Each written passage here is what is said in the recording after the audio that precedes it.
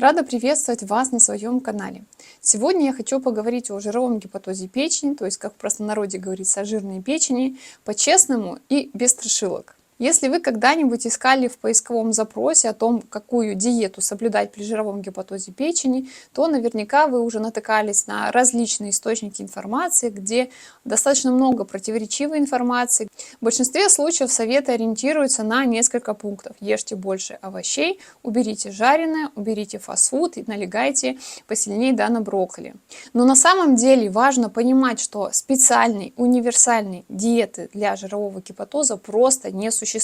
Есть лишь одна рабочая стратегия, о которой я и буду рассказывать в сегодняшнем видео. С кем мы не знакомы, меня зовут Анастасия, я семейный интегративный нутрициолог, я работаю в системе восстановления здоровья именно через индивидуальный подход.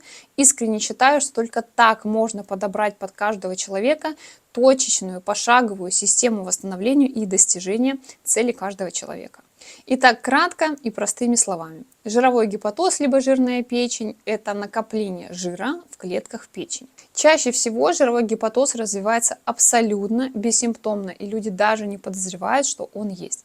Это узнается совершенно случайно, например, на УЗИ брюшной полости, либо если вы сдали биохимию крови, и по результатам печеночных ферментов видно, что с печенью что-то не так. Самая распространенная причина, которая называется, это жирная пища, и сразу же предлагается избавиться от нее в любых ее проявлениях.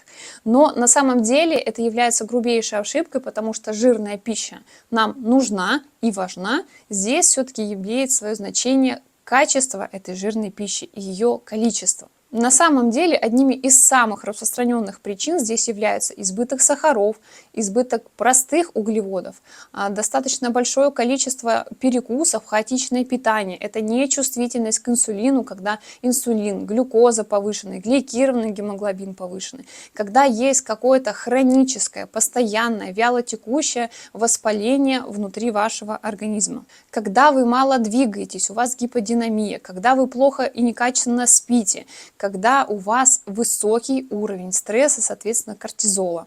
Именно поэтому просто сесть на какую-то диету всегда будет недостаточно.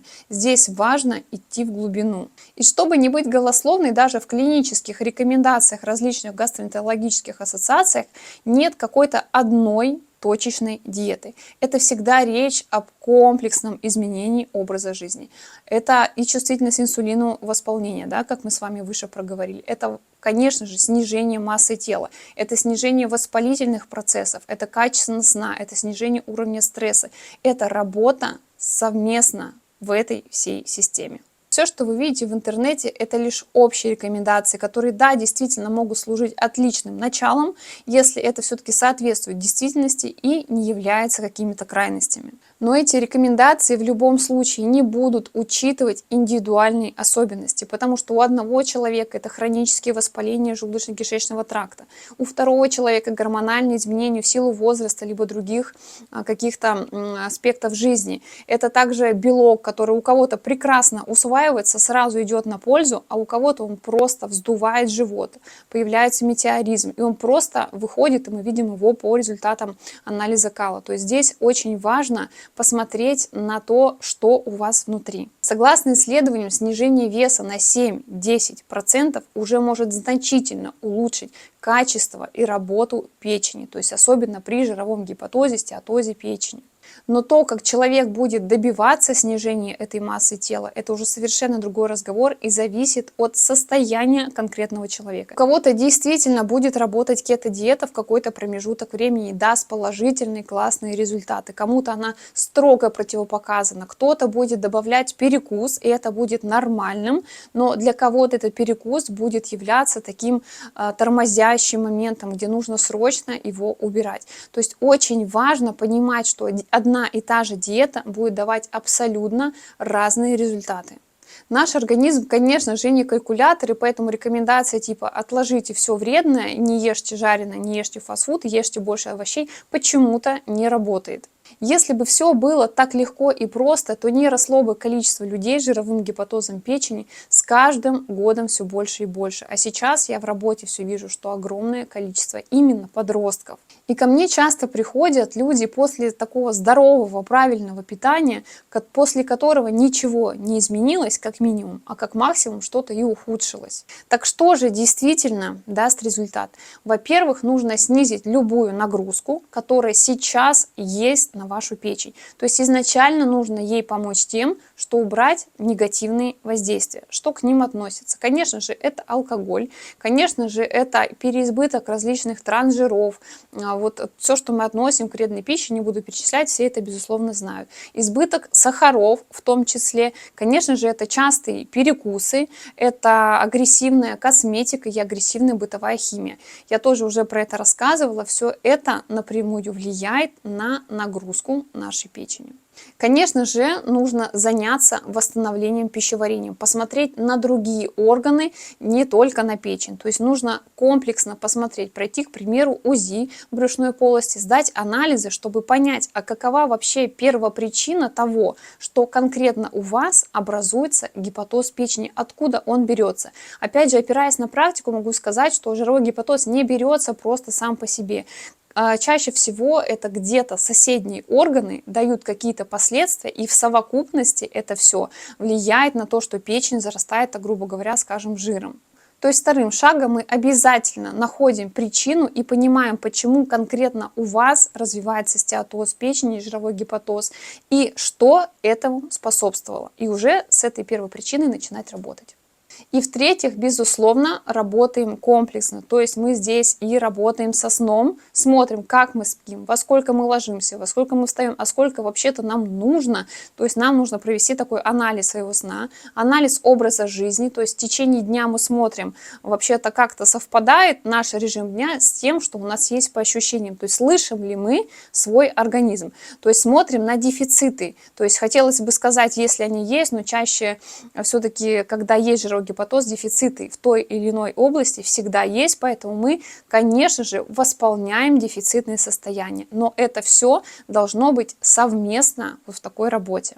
Именно поэтому я не даю универсальных схем всем на своих консультациях. То есть все всегда подобрано индивидуально под вас. Различные дефициты, различные состояния, различные заболевания, различный образ жизни, график работы и остальные все составляющие, желания, аллергические реакции, все, прием лекарственных препаратов, все это нужно учесть только под каждого человека.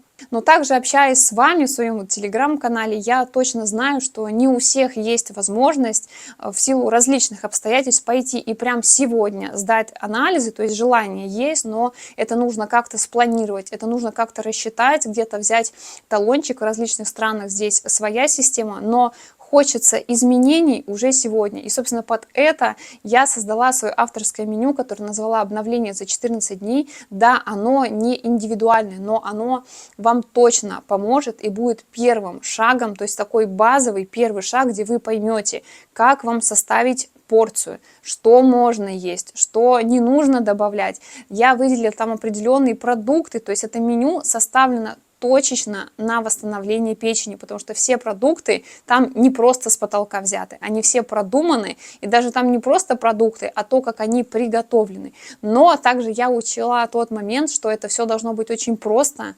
понятно, абсолютно доступно из любого магазина. То есть составила такое меню, которое вы можете уже начать применять буквально сегодня и увидеть результат. И пока вы не можете дойти и сдать анализы, посмотреть вглубь, вы уже можете улучшить свое здоровье, пищеварение, стул и другие показатели. Это меню без каких-то стрессовых ограничений, без голода и фанатизма. То есть я его создала как такой мягкий старт для того, чтобы вы уже могли начать свой путь, но пока сложно разобраться совсем сразу и хочется просто сделать какой-то один небольшой шаг. Ссылка на это меню будет в описании под моим видео, поэтому переходите по ссылке и применяйте. Жировой гепатоз печени – это обратимое состояние, которое не требует огромного количества времени. Здесь главное просто начать. Никакая таблица продуктов не решит вашу ситуацию. Здесь нужно действовать по вот этими шагами. Во-первых, как мы с вами проговорили, уберите любую нагрузку с вашей печени, облегчите ей жизнь. Во-вторых, сконцентрируйтесь на восполнении ресурса своего организма, чтобы было вообще-то откуда взять эти силы для восстановления. То есть нагрузку вы снизили, дайте силы и ресурсы, кормите свой организм, кормите белком, потому что белок здесь ключевой момент для восстановления не только печени, но и всего организма. Когда вы не докармливаете себя белком, откуда там вообще взяться всем ферментам и пигментам? Просто неоткуда им построиться. Поэтому обязательно постройте вот этот фундамент, как будете готовы, приходите на индивидуальную работу, разберем с вами, посмотрим, сделаем для вас индивидуальный пошаговый план. Ссылка на консультацию тоже будет в описании под этим видео. Надеюсь, в этом видео мне получилось донести до вас, что диета номер 1 при жировом гепатозе, для того, чтобы избавиться от него, это не какая-то универсальная диета, где какие-то крайности и сильные ограничения, а это режим и тип питания, который подобран конкретно под вас и для вас. А я благодарю вас за просмотр. До встречи в следующих и будьте здоровы!